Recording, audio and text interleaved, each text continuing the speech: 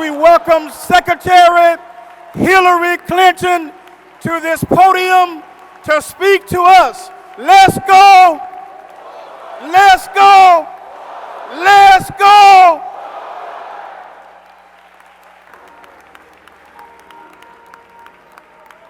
Giving all praise and honor to God, thank you for that welcome and for letting me be a part of this anniversary celebration for the AME Church.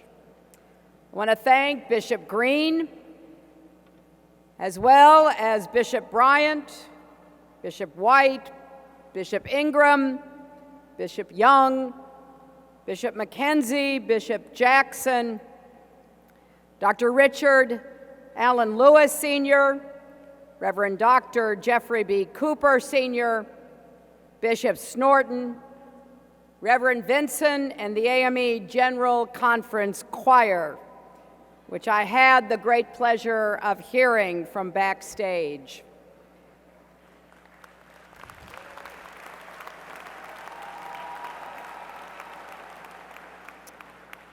There is no better place to mark this milestone for the AME Church than right here in Philadelphia, the city where this church was founded by a former slave more than 200 years ago.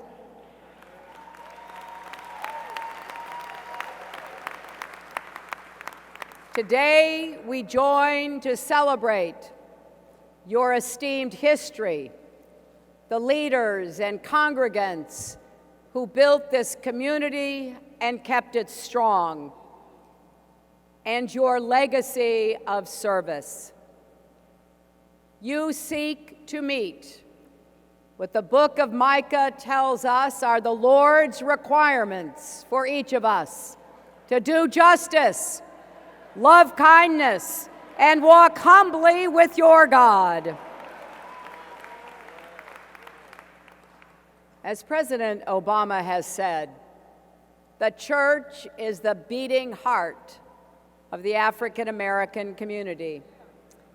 This is the place where people worship, study, grieve, and rejoice without fear of persecution or mistreatment.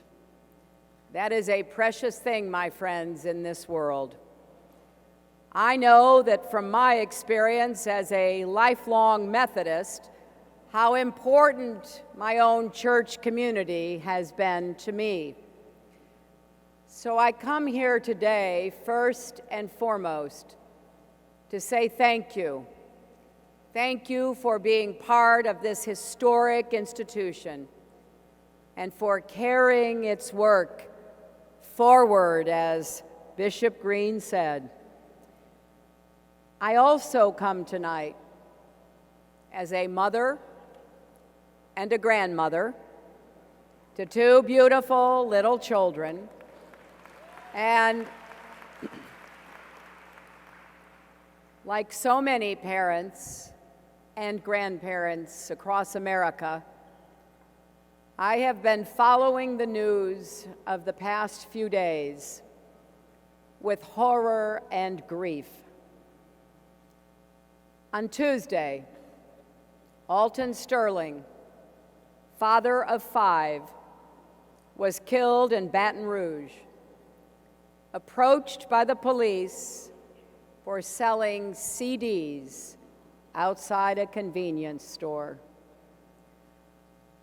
On Wednesday, Philando Castile, 32 years old, was killed outside St. Paul, pulled over by the police for a broken taillight. And last night in Dallas, during a peaceful protest related to those killings, there was a vicious, appalling attack. A sniper targeted police officers. He said he wanted to hurt white people. 12 officers were shot, along with 2 civilians. Five officers have died. We now know all their names: Brent Thompson, Michael Kroll, Michael Smith, Lorne Aarons, and Patrick Zamaripa. And as I was on my way here today, we heard reports of another shooting yesterday morning in Tennessee. What can one say about events like these? What can people and leaders of faith say about events like these? It's hard, isn't it, even to know where to start. But let's start here. Let's take a moment to pray for all the families and the loved ones suffering today, for Alton's grieving children, for the 4-year-old girl who bravely comforted her mother while Philando died in front of them, for the families of those police officers who lived every day with the fear that something like this could happen, and will always be proud of their service and sacrifice. We pray for those families and for the souls of everyone we lost this week and in all the weeks preceding. May they rest in God's peace. Now, there are many unanswered questions about each of these incidents. We will learn more in the days ahead. And when we know as much as we can, there must be a just accounting.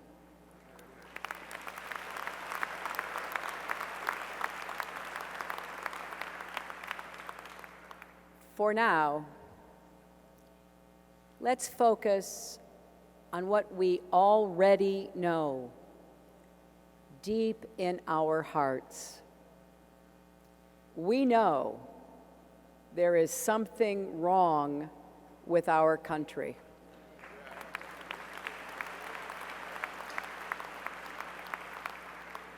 There is too much violence, too much hate, too much senseless killing, too many people dead who shouldn't be.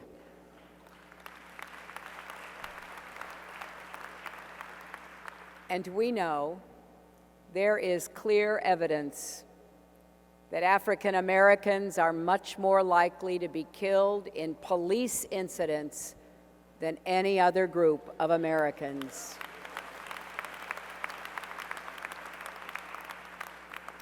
And we know there is too little trust in too many places between police and the communities they are sworn to protect.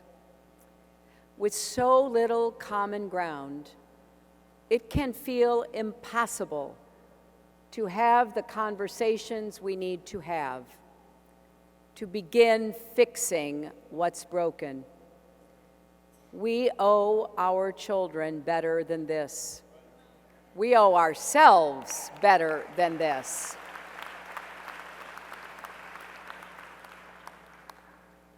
No one has all the answers. We need to find them together. Indeed, that is the only way we can find them. Those are the truest things I can offer today. We must do better together. Let's begin with something simple but vital: listening to each other. For Scripture tells us to incline our ears to wisdom and apply our hearts to understanding.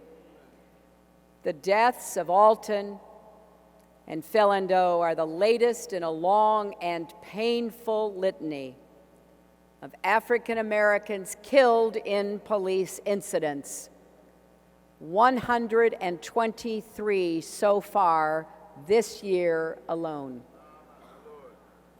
We know the names of other victims too.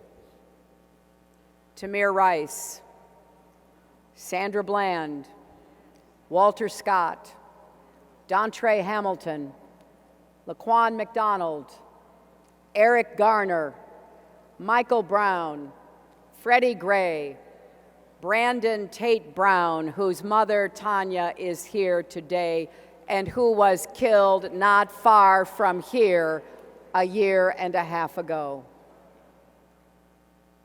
Tragically, we could go on, couldn't we? The families of the lost are trying to tell us we need to listen. People are crying out for criminal justice reform. Families are being torn apart by excessive incarceration. Young people are being threatened and humiliated by racial profiling.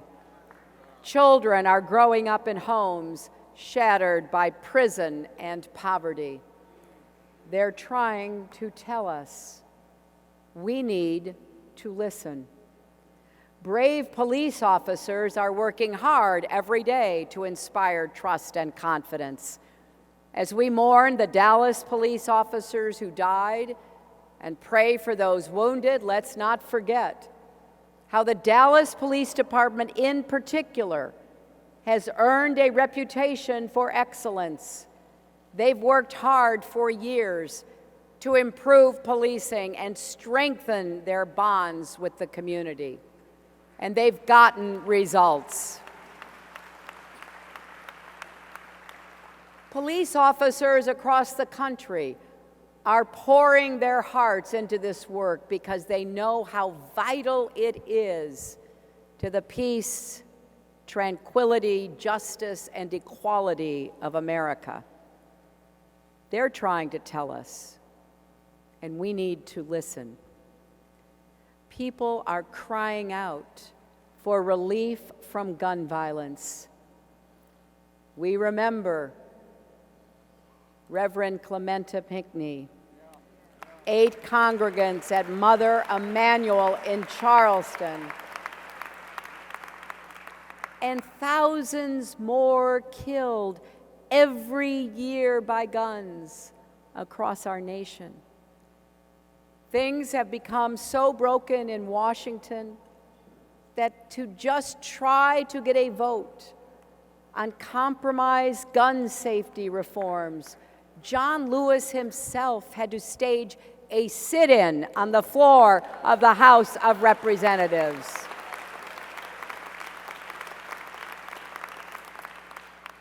Gun violence is ripping apart people's lives.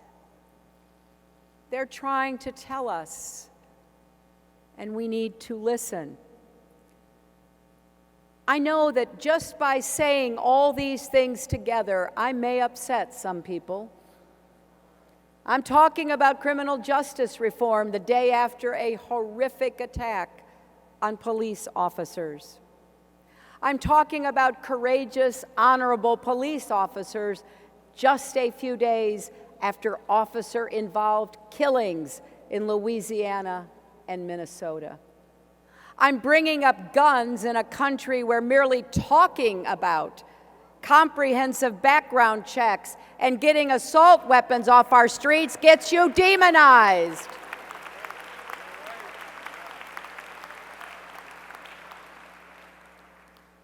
But all these things can be true at once. We do need police and criminal justice reforms to save lives and make sure all Americans are treated equally in rights and dignity. We do need to support police departments and stand up for the men and women who put their lives on the line every day to protect us. And we do need to reduce gun violence.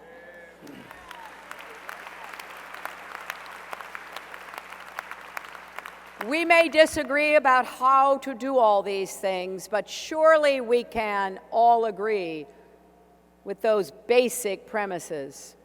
Surely this week showed us how true they are. Now, I have set forth plans for over a year to reduce excessive violence, reform our sentencing laws, support police departments that are doing things right, make it harder for the wrong people to get their hands on guns. For example, there are two important steps that I will take as president. First, I will bring law enforcement and communities together to develop national guidelines on the use of force by police officers.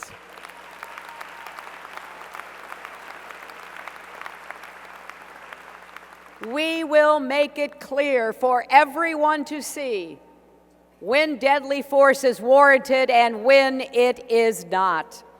And we will emphasize proven methods for de-escalating situations before they reach that point. And second, let's be honest. Let's acknowledge that implicit bias still exists across our society and even in the best police departments. We have to tackle it together, which is why in my first budget, I will commit $1 billion to find and fund the best training programs, support new research, and make this a national policing priority.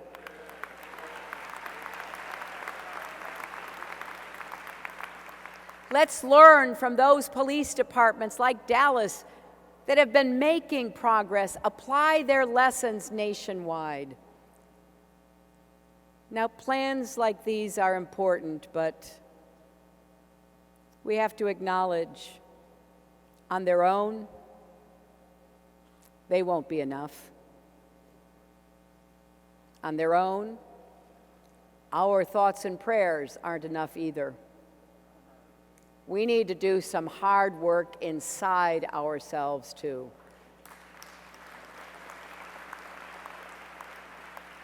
Today, there are people all across America sick over what happened in Dallas and fearful that the murders of these police officers will mean that vital questions raised by Alton's and Philando's deaths will go unanswered.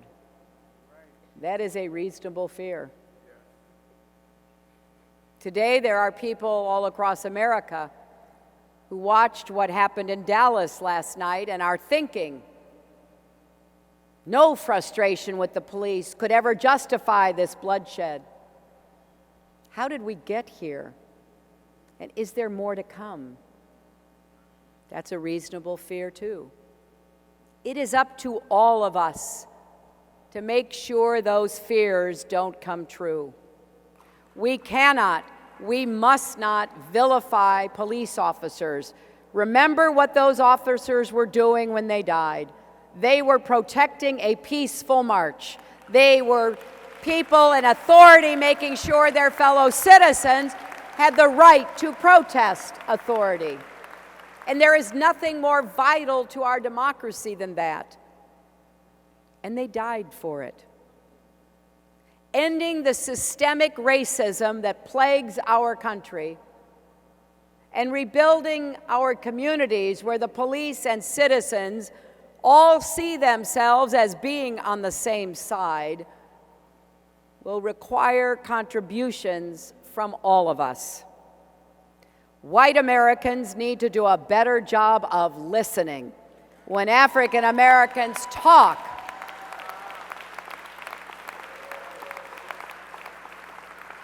Talk about the seen and unseen barriers you face every day. We need to try as best we can to walk in one another's shoes, to imagine what it would feel like if people followed us around stores or locked their car doors when we walked past.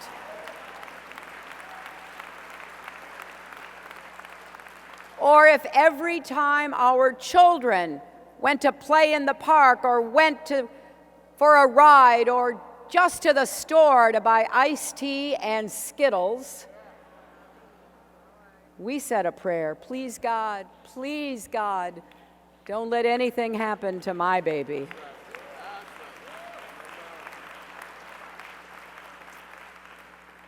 And let's put ourselves in the shoes of police officers, kissing their kids and spouses goodbye every day and heading off to a dangerous job we need them to do. When gunfire broke out yesterday night and everyone ran to safety, the police officers ran the other way into the gunfire. That's the kind of courage our police and first responders show every single day somewhere across America. And let's think about what Dallas Police Chief David Brown said this morning. He said, "Please join me in applauding these brave men and women who do this job under great scrutiny, under great vulnerability, who literally risk their lives to protect our democracy." He went on to say, "We don't feel much support these days. Let's not make today most days." Let's remember that, not just today, but every day. And let's ask ourselves, what can I do? What can I personally do to stop violence and promote justice? How can I show that your life matters to me, that I have a stake in your safety and well-being? Elie Wiesel, who died last week, once clarified for us that the opposite of love is not hate, it's indifference. And the opposite of life is not death, it's indifference. None of us can afford to be indifferent toward each other, not now, not ever. And I'm going to keep talking about these issues with every audience. And if I'm elected, I'll start working on this on day one and keep at it every single day after that.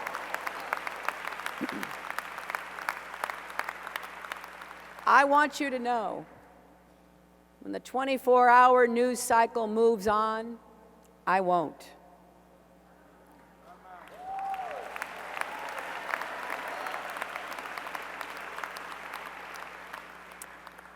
This is so important to who we are and what kind of nation we are making for our children and our grandchildren. As President Obama said yesterday, and as we all know in our hearts to be true, we are better than this.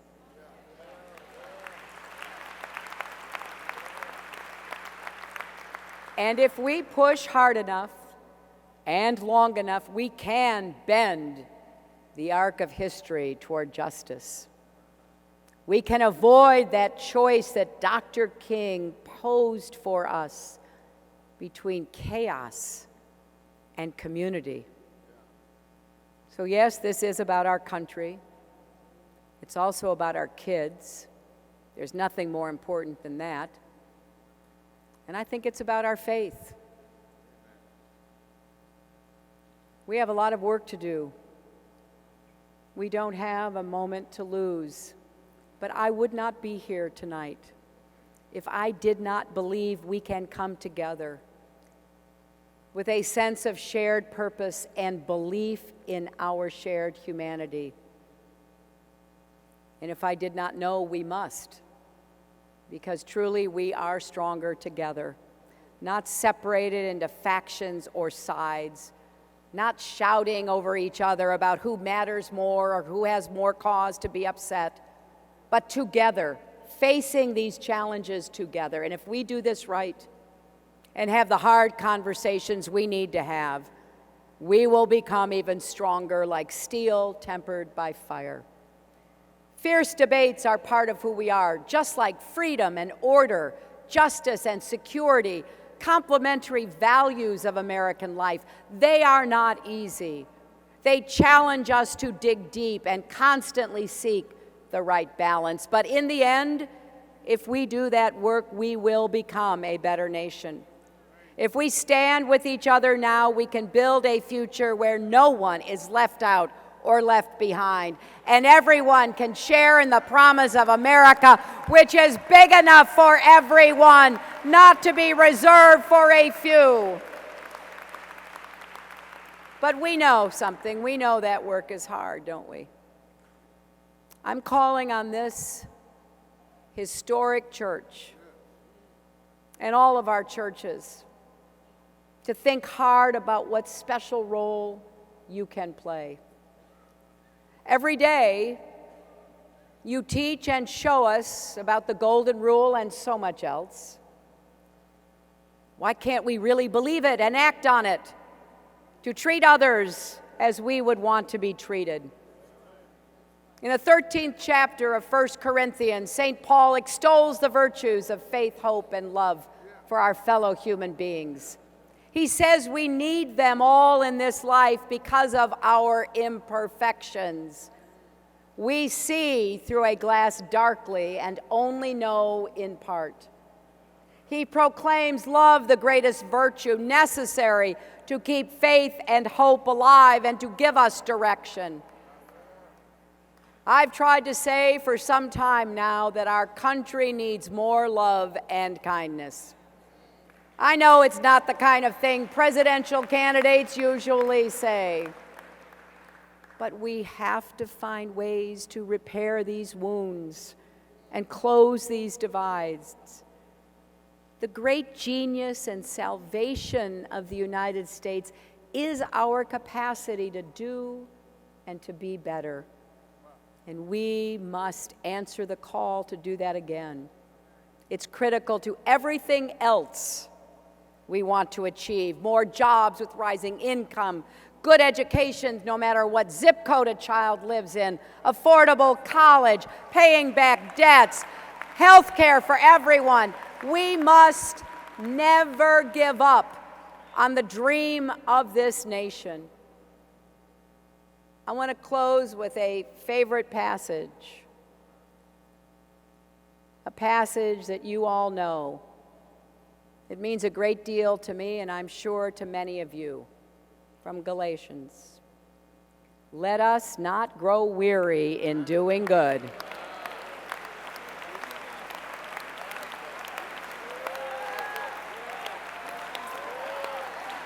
For in due season, we shall reap if we do not lose heart.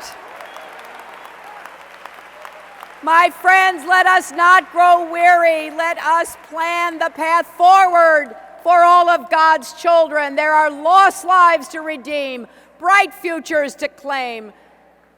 Let us go forward, Bishop, with that sense of heart-filled love and commitment. And may the memory of those we've lost light our way toward the future our children and grandchildren deserve. Thank you, AME, and God bless you.